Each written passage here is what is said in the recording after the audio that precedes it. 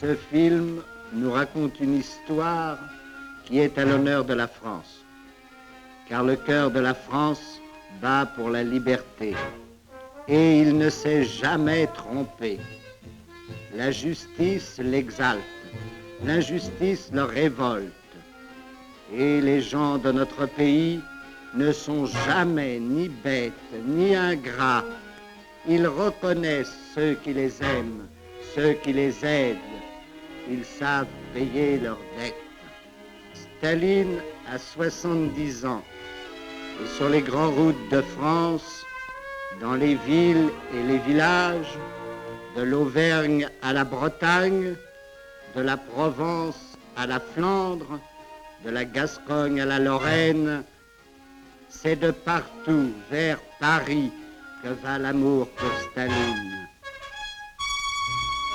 En rendant hommage à Staline, nous rendons hommage à notre passé. Nous éclairons notre présent, nous annonçons notre avenir. La France veut montrer comment elle s'est aimée.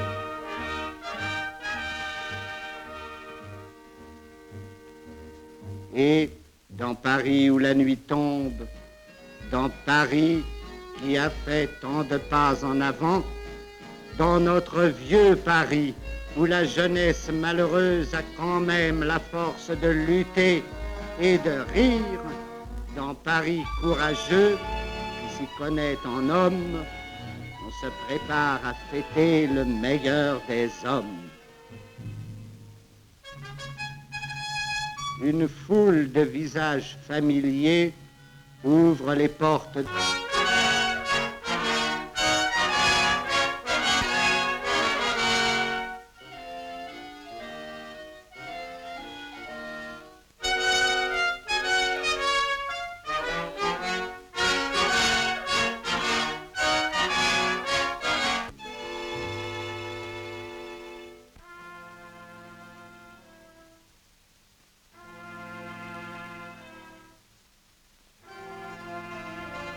Tout un peuple a signé, tout un peuple est venu.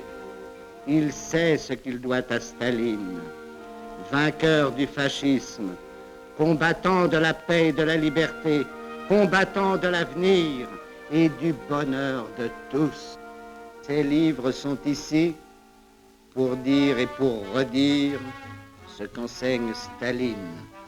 Staline, le penseur à l'habit de soldat, le frère de Lénine, le grand frère des hommes, et l'écho de sa voix résonne par toute la terre. L'homme est le capital le plus précieux. Ce que Staline a défendu, ce qu'il défend, c'est ce que chacun a de meilleur.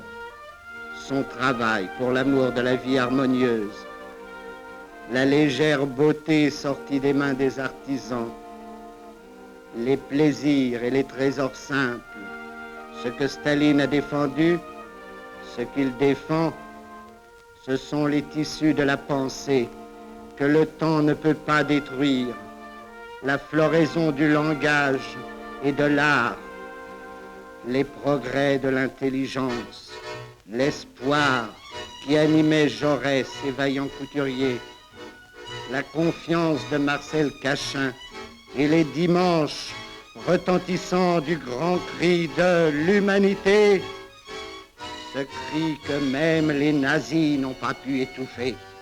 Ce que défend Staline, c'est l'orgueil de l'homme et c'est sa modestie. C'est la mairie de Saint-Denis où la maison du peuple domine le tombeau des rois. À ta santé, Staline, dit Picasso. À ta santé, Staline, répètent les vignerons qui lui offrent le clairon qui sonna les grèves du Midi en 1907. Toute la France ouvrière, toute la France paysanne, toute la France raisonnable, sans souliers à Valmy, sans souliers au maquis, mais marchant vers la gloire. Toute la France est ici, claire, amicale, familière.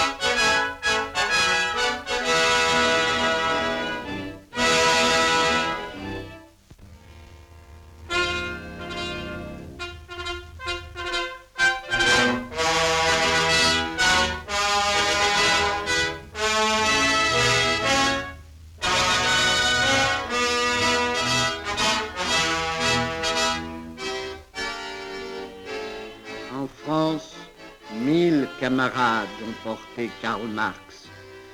La commune battue ne s'avoue pas vaincue. Elle brille dans les yeux de Louise Michel. Et mille frères ont porté Lénine. Jaurès tombe et la guerre n'abolit pas l'espoir. C'est pour la liberté qu'est morte dans le camp d'Auschwitz notre sœur d'espérance, Danielle Casanova. Et c'est pour le bonheur de tous qu'est mort Timbaud, le bon Timbaud. Et l'on offre à Staline un peu de cette terre de France, celle du mont Valérien, où tombèrent tant des nôtres. Et l'on offre à Staline le revolver du colonel Fabien. Nos FTP et l'armée rouge ont mené le même combat. Voici l'alliance des héros morts. Ma mère priait pour la victoire de Stalingrad. Et la mère de l'écrivain Jacques Decour offre à Staline la médaille que son fils portait au cou. Un tout petit kopek, grand comme la richesse du peuple. Le sourire de nos héros répond fidèlement à la gloire de Staline, à la victoire des hommes. Staline, comme Lénine, a dit non aux fauteurs de guerre.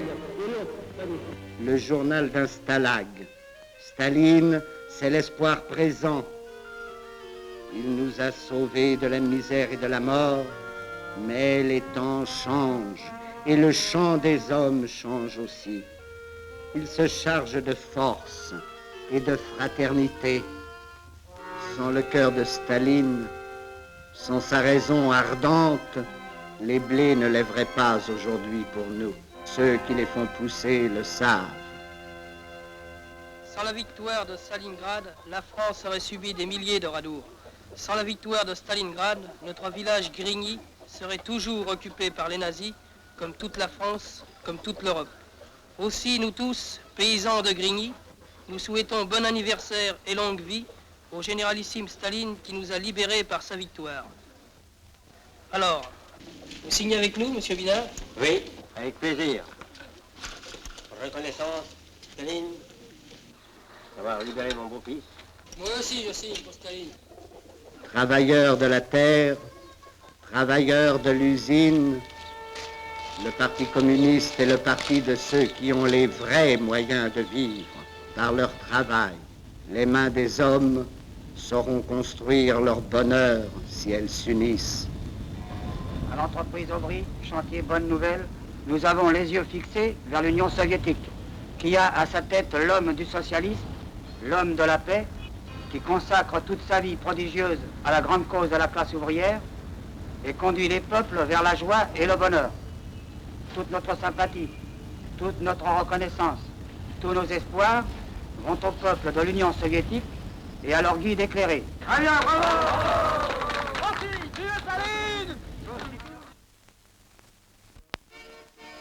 À l'homme que nous aimons le plus, à Staline, l'homme des hommes, les ouvriers offrent le grand témoignage de leur travail, de leur effort.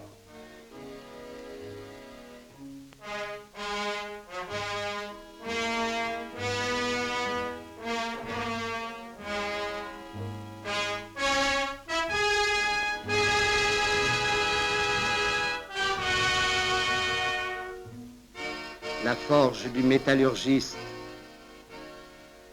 la lampe du mineur s'éclaire de la même flamme, celle du cœur à l'ouvrage. Et les mineurs sourient à leur dure besogne, d'un sourire clair et chaud comme un feu de charbon. Et Thorez avec eux sourit à l'avenir. Sous terre, une colombe boit le ciel de France. Beau métier si varié, vous engendrez la paix, car vous êtes la vie, et les honnêtes gens respectent leurs outils, car ce sont des armes qui ne font jamais de mal. Longue espérance, Bonne route où l'on balayera le malheur, c'est une affaire d'honneur pour la conscience humaine. Les hommes seront solidaires ou bien ils périront. Dans ce petit atelier de Belleville, à quelques pas du mur des Fédérés, les ouvriers ont passé 300 heures à fabriquer avec application un cadeau pour Staline.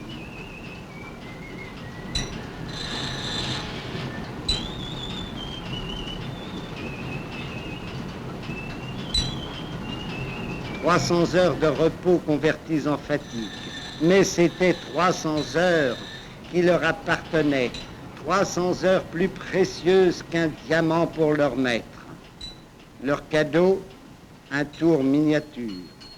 Et contents d'eux-mêmes, ils se sont réunis. Dans notre atelier, tout le personnel lutte pour la paix. Nous n'avons pas oublié ce que nous avons subi pendant l'occupation nazie. Il faut comprendre qu'un de nos camarades a été interné, le fils d'un autre est tombé dans la lutte clandestine, la femme et la fille de notre directeur ont été déportées. La fille seule est revenue, la mère est morte en Allemagne. Voilà pourquoi nous apportons avec amour notre contribution à l'hommage qui vous est rendu, chers camarades de Staline, vous qui nous avez délivrés de l'oppression, à qui les ouvriers doivent la création du socialisme sur un 6e du globe, où maintenant la vie appartient à ceux qui la créent. Nous souhaitons longue vie au guide clairvoyant de la classe ouvrière, à Staline, l'homme de la paix. On va la signer tous. D'accord. Un homme qui signe s'engage. Il se montre à visage découvert. Et c'est toute sa famille qu'il engage avec lui, tous ceux qui portent son nom, la longue filiation des hommes sur la terre. C'est au nom de ceux qui ont lutté et de ceux qui viendront demain que la classe ouvrière française signe le pacte de la paix.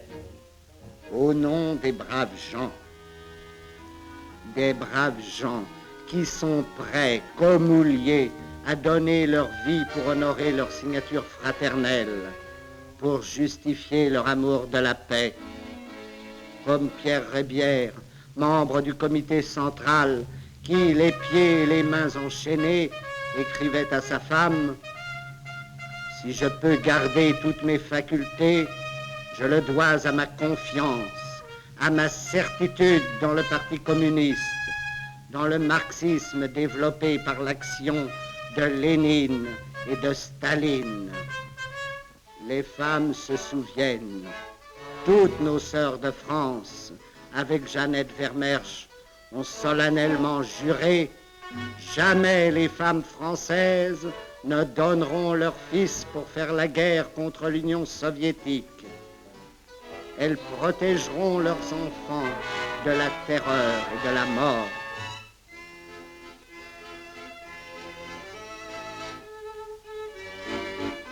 Et les femmes ne sont plus à genoux. Et leurs enfants grandissent. Et Staline est debout. Au-delà des orages, la terre resplendit. La paix est proche.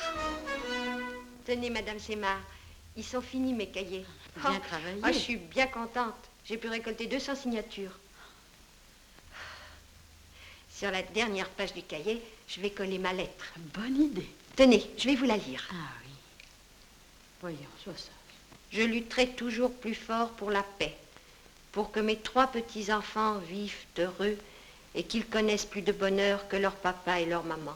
Je suis convaincue que mes enfants, mon mari, la paix et vous, camarade Staline, tout cela est une seule et même chose. Non, jamais, jamais, les femmes de France ne donneront leurs maris et leurs enfants pour faire une guerre contre le pays de Staline. Le peuple de France ne fera pas, qu'il ne fera jamais la guerre à l'Union soviétique.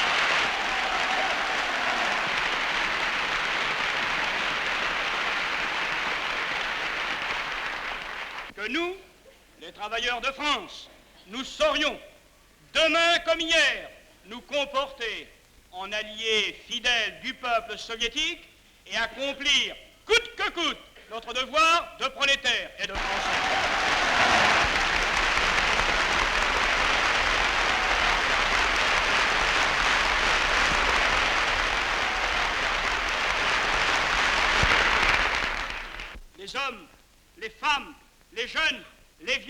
les maires, tous et toutes veulent la paix.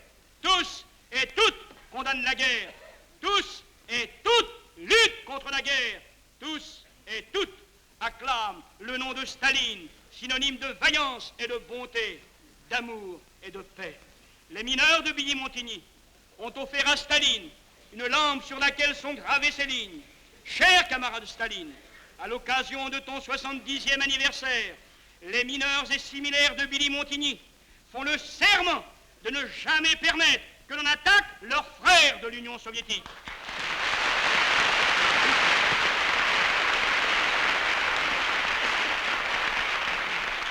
Le serment des mineurs du Pas-de-Calais est le serment de tous les travailleurs de France, le serment de tout un peuple qui se souvient et qui crie « Vive Staline !» Gloire et longue vie aux chefs du prolétariat international, aux dirigeants de la révolution socialiste, aux libérateurs des peuples, aux premiers des combattants de la liberté et de la paix. Oui, de tout notre cœur, nous proclamons notre amour ardent pour Staline et nous l'assurons de notre confiance inébranlable. Vive à jamais!